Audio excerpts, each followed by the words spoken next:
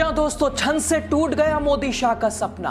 Exit poll धाराशायी, 140 सीटों पर महागठबंधन आगे, तेजस्वी की ताजपोशी का रास्ता। लीजिए दोस्तों, एग्जिट पोल की हवा टाइट हो गई। बड़े ही प्यार से हवा बनाई गई थी, बड़े से बड़े दावे किए गए थे, सबने एक ही बात कही थी, एनडीए को पूर्ण बहुमत। आसमान टूट गया, छप्पर फट गया, निकल गई हवा।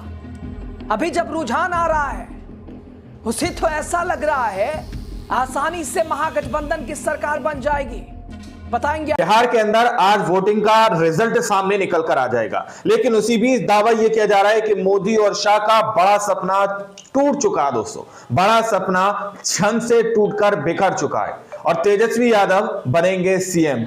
सारे एग्जिट पोलों की किस तरीके से हवा निकल गई और सारे एग्जिट पोल में जिस तरीके से दावा किया जा रहा था कि एनडीए की सरकार बिहार के अंदर बनेगी, लेकिन ताजा रिपोर्ट सामने निकल कर आई है। वो तस्वीरें आपके सामने रखने जा रहे हैं, वो आंकड़े आपके सामने रखने जा रहे हैं, लेकिन गोदी मीडिया ने तो अभी से ही एनडीए को जीता हुआ घोषित सा कर दिया। दोस्तों, हमारे साथ वरिष्ठ पत्रकार मौजूद है, आप उनकी इस रिपोर्ट को देखिए। जी हां दोस्तों, छन से टूट गया मोदी शाह का सपना। एग्जिट पोल धाराशायी, 140 सीटों पर महागठबंधन आगे, तेजस्वी की ताजपोशी का रास्ता। लीजिए दोस्तों, एग्जिट पोल की हवा टाइट हो गई। बड़े ही प्यार से हवा बनाई गई थी, बड़े ही प्यार से हवा बनाई गई थी, किए गए थे, सबने एक ही बात कही थी, एनडीए को पूर्ण बहुमत। आसमान टूट गया, छप्पर फट गया, निकल गई हवा। अभी जब रुझान आ रहा है, उसे तो ऐसा लग रहा है आसानी से महागठबंधन की सरकार बन जाएगी। बताएंगे आपको। नमस्कार, आप देख रहे हैं द राजनीति का विशेष सेगमेंट, मैं हूं आपके साथ यासूफ रजा। दोस्तों, अभी जो 243 विधानसभा सीटों से रुझान आ रहे हैं, उसके मुताबिक करीब 150 सीटों पर महागठबंधन आगे है। जी हां दोस्तों, 150 सीटों पर महागठबंधन आगे है। अब आप कब से देख रहे हैं? जब से दूसरा चरण पूरा हुआ है भाई साहब। ये बता के पूरा मीडिया न जाने किस नशे में बैठ के ये आंकड़ा पेश किया कि साहब एनडीए 400 पार जैसा था ना, वैसा ही हो गया। टूट गया सपना, बिखर गया एनडीए। तेजस्वी मार गए बाजी, कोई टक्कर में नहीं है, मत पड़ो चक्कर में नहीं है कोई टक्कर में। पूरा सिस्टम एक तरफ, फिर भी इधर तेजस्वी राहुल की टीम आगे बढ़ती दिखाई दे रही है। राहुल तेजस्वी की फौज अपनी रफ्तार से झटके के साथ उड़ाती जा रही है, एक झटके में धराशायी करते जा रही है। बीजेपी के सारे ख्वाबों को एक झटके में चकनाचूर कर दिया। चंपारण, भोजपुर, अवध, सीमांचल, मिथिलांचल, इसके अलावा कोशी क्षेत्र से हर जगह महागठबंधन के उम्मीदवार बढ़त बनाए। छपरा क्या पटना, क्या हाजीपुर, क्या वैशाली, क्या सीमांचल, मिथिलांचल, सिवान, रघुनाथपुर, ओसामा, शहाबुद्दीन के इलाके में योगी आके कहते मट्टी में मिला देंगे ओसामा साहब, ओसामा बिन लादेन, तो जंगल राज ले सब मुंह दिखाने लायक नहीं छोड़ा। इस नतीजे ने मुंह दिखाने लायक नहीं छोड़ा। कैसे मुंह दिखाएंगे दोस्तों? कहते ही हैं झूठ कितना भी बोल लो, एक ना एक दिन और सच के आगे तो जब चीजें सामने आती हैं, मुंह बंद हो जाता है, पसीने छूटने लगते हैं। और आज सिर्फ बीजेपी परेशान नहीं है, नीतीश परेशान नहीं है, गोदी मीडिया के सारे दबे कुचले एंकर, वो न जाने आज उन्हें नींद आए या क्या है, कुछ पता नहीं है। आज तो उन्हें खुद आज भी समझ नहीं आएगा ये आंकड़े कैसे वो पढ़ेंगे। उन्हें दिया कुछ जाएगा, पढ़ेंगे वो कुछ दिया जाएगा। एनडीए 4 सीट पे आगे, वो पढ़ेंगे एनडीए 400 सीट पे आगे। ये हाल हो गया दोस्तों। करीब 140 से 150 सीटों पर महागठबंधन आगे है और ये रुझान बता रहा है कि फिर तेजस्वी यादव मुख्यमंत्री बनना तेजस्वी का तय है। ताजपोशी उनकी तय है, सपना पूरा हो गया। लालू यादव का भी ये सपना था तेजस्वी मुख्यमंत्री बने, जीते जीत उनके ये भी सपना पूरा हो गया। तेजस्वी बन गए सीएम और पूरा तंत्र, पूरा शासन प्रशासन टुकटुकी लगाए देखता रह गया। पूरे बिहार का किस तरह से दोस्तों आप बताइए, जैसे एग्जिट पोल, भाई कोई भरोसा करेगा? और वो एग्जिट पोल दिया किसने? तो 1 मिनट के लिए आप मान लेते, एग्जिट पोल उसने दिया जो धर्मेंद्र जिंदा है, उसे मुर्दा बता दिया लोगों ने। बताइए, यही आपके गोदी चैनल मीडिया देश में, जिससे 3 नंबरी आप कह लीजिए, और जिसे विश्व में 160 नंबर ही कह लीजिए। क्या साहब, क्या कहा जाए, कुछ कहने लायक नहीं आज शब्द। अब देखिए दोस्तों, एनडीए के खिलाफ रुझान जा रहा है तो पटना में बीजेपी और जेडीयू मुख्यालय में सन्नाटा पस रहा है, खामोशी छाई है, चेहरों पे उदासी है, मुस्कान छिन गई है।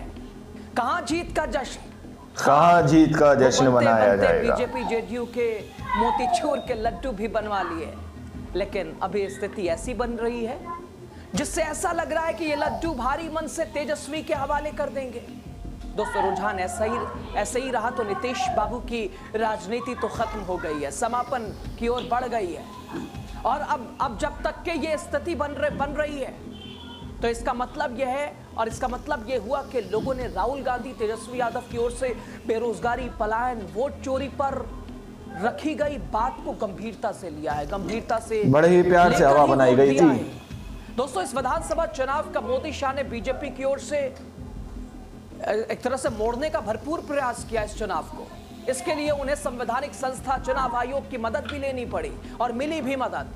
SIR करवाए गए, 63 लाख वोट कार्ड दिए गए। एक तरह से देखा जाए तो चुनाव आयोग ने बीजेपी को पॉलिटिकल माइलेज दिलाने की भरपूर कोशिश की, क्या कुछ नहीं किया।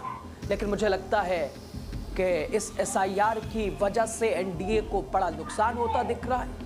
SIR की वजह से मुस्लिम यादव के साथ पिछड़ी और दलित जातियों का वोट एक तरह से एक मुश्त महागठबंधन हो गया है।